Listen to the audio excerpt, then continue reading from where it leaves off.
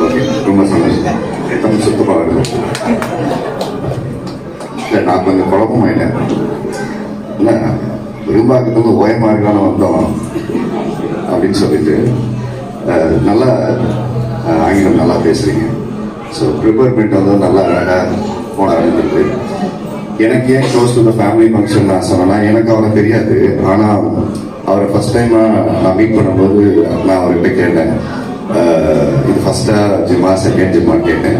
ரெண்டாவது ஜிம்மா அப்படிங்கிற சொன்னாரு. வயசு என்னன்னு கேட்டேன். எனக்கு தெரிஞ்சு 28 சொன்னார். கரெக்ட், 30 கிராஸ் பண்ணலாம் அப்படின்னு சொன்னார். ஒரு 28 வயசுல ரெண்டாவது ஜிம் ஆரம்பிக்கணுங்கிற அந்த தாட் ப்ராசஸ் எல்லாம் தாண்டி முதல்ல உடல் பயிற்சி சார்ந்த ஒரு தொழிலை தொடரணுங்கிறதுக்காக முதல்ல ஒரு பாராட்டுகள் சொல்லணும். ஏன்னா பெரிய தொழில் இருக்கு. அதுவும் இன்னைக்கு யங்ஸ்டர்ஸ் வந்து நிறைய வெரைட்டியா திங்க் பண்றாங்க. நிறைய தவறான வழியில சின்ன வயசுலயே போயிடுறாங்க. பணம் இருக்கு, இன்னைக்கு நம்ம கேட்க யாரும் இல்லை அப்படின்லாம் நிறைய போயிடுறாங்க. ஆனா ஒரு கூட்டத்தை வழி நடத்துறதுக்கு எப்பவுமே ஒரு தலைமை தேவை. அது மாதிரி உடல் ஆரோக்கியத்தை வழிநடத்தா இந்த மாதிரியான உடற்பயிற்சி கூட ரொம்ப முக்கியமாக தேவை. ஸோ அந்த வகையில சின்ன வயசுல இப்படி ஒரு ப்ரொஃபஷனல் தேர்ந்தெடுத்து அதுல அடிபட்டு லேர்ன் பண்ணி ரெண்டாவது ஒரு ஹயான் ஃபிட்னஸ் ஸ்டுடியோ ஆரம்பிச்சதுங்கிறது வந்து மிகப்பெரிய விஷயம். ஏன்னா நான் சென்னைக்கு பெரிய கனவோட நடிக்கணும் அப்படின்னு சொல்லிட்டு ஒரு 10,000 பேர் தூக்கிட்டு அப்படியே ஓடி வந்தாச்சு.